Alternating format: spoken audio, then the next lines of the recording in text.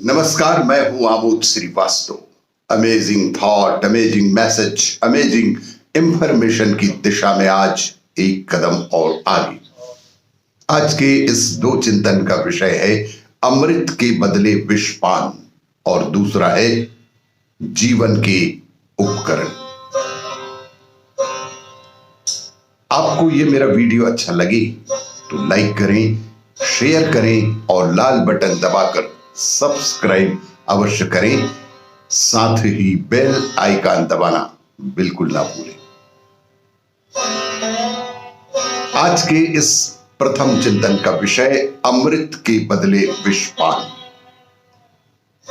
जैसा कि हम सभी जानते हैं, 4 प्रकार के जीव, जिसमें जरायुज, अंडज, स्वदेज और उभयज, इन चारों में से सिर्फ आदमी को ही प्रभु ने इस तरह चिंतन करने योग्य बनाया है। सोचने और चिंतन करने की शक्ति विश्व में मात्र इंसान को ही प्रदान किया है कि वो विवेक की प्रधानता से अपने जीवन काल में ही जीवन मुक्त हो सकता है, मोक्ष को प्राप्त कर सकता है।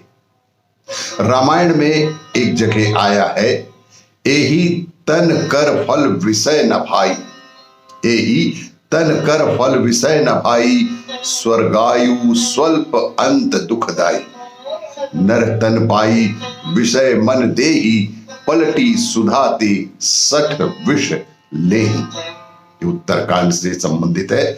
अर्थात इस मानव शरीर का उद्देश्य विषय सेवन नहीं है और स्वर्ग भी व्यक्ति के पुण्य फलों तक ही है, और अंत वहां भी दुखदाई है, क्योंकि फिर मनुष्य लोक में आना होगा।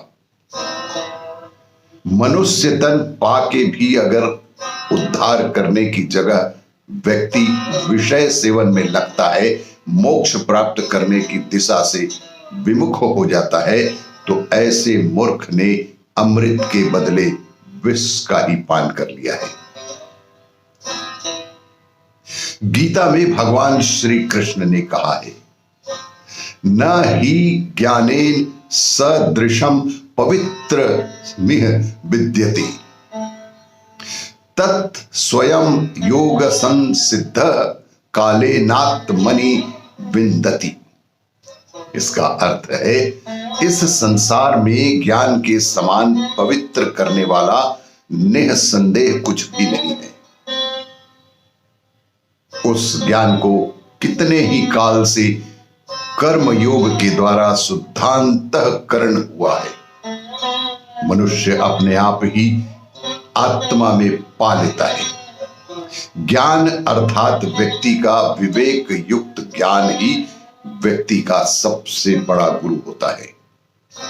विवेक युक्त ज्ञान से ही व्यक्ति अपने आप को बड़ा भी कर लेता है। गुरु की उस पर बेहद कृपा भी होती है।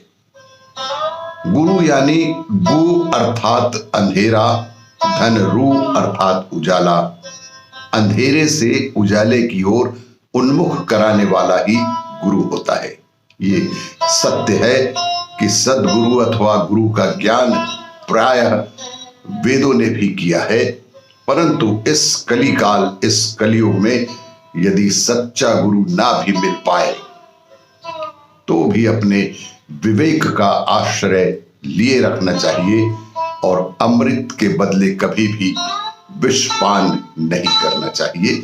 जहां तक संभव हो सके अपने विवेक से, अपने स्वविवेक से अंत तक ऐसा कार्य करें कि जिससे मोक्ष की प्राप्ति हो। आज के इस दूसरे चिंतन का विषय जीवन के उपकरण। पैसे या शिक्षा के साथ कोई गड़बड़ी है, यह इस बात पर निर्भर करता है कि आप इनके साथ खुद को किस तरह से जोड़ते हैं। अगर आप उन्हें सिर्फ साधन के तौर पर देख रहे हैं तो इसमें कोई परेशानी नहीं है। यदि इन सभी को आप सिर्फ साधन के रूप में देख रहे हैं तो जीवन में कोई परेशानी नहीं। लेकिन अगर आप जो कुछ भी हैं उसका सारा भाव सिर्फ आपकी डिग्री या आपके बैंक में जमा धन से तय हो रहा है, तो बेशक शिक्षा और दौलत दोनों ही बाधक हैं। ये सिर्फ आपकी आध्यात्मिक उन्नति में ही बाधक नहीं है, बल्कि आपकी शारीरिक व मानसिक सेहत के लिए भी बाधक के रूप में है।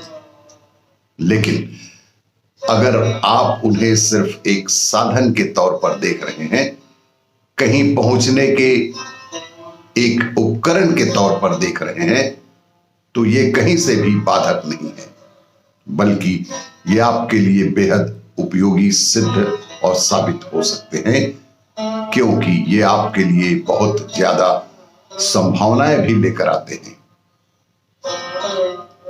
ये कई मायनों में आपके जीवन को स्वतंत्र करते हैं। तो शिक्षा और दौलत दोनों ही अपने आप में बाधा नहीं है, लेकिन अगर आप चाहें तो उन्हें बाधा बना सकते हैं। क्या हम ये चिंतन करते हैं कि हम किस दिशा में जा रहे हैं और हमारे किए गए कर्मों का हमारे आध्यात्मिक जीवन में क्या स्थान है? हमें यह गंभीरता से सोचना चाहिए, क्या हमारे किए गए कर्म से आध्यात्मिक मार्ग से विमुख कर रहे हैं? क्या हमारे कर्म से किसी का मन तो नहीं दुख रहा है, या कि हम ठीक रास्ते जा रहे हैं? हमारे किसी भी कर्म से किसी का दिल ना दुखे, इस बात का अवश्य ही हमें जीवन में ध्यान रखना चाहिए। हमारी सोच, हमारा नजरिया ही हमारे जीवन का प्रतिनिधित्व करता है, और यही सब कुछ जीवन के उपकरण भी हैं। आपको ये मेरा वीडियो अच्छा लगे तो लाइक करें, शेयर करें और सब्सक्राइब अवश्य करें। धन्यवाद।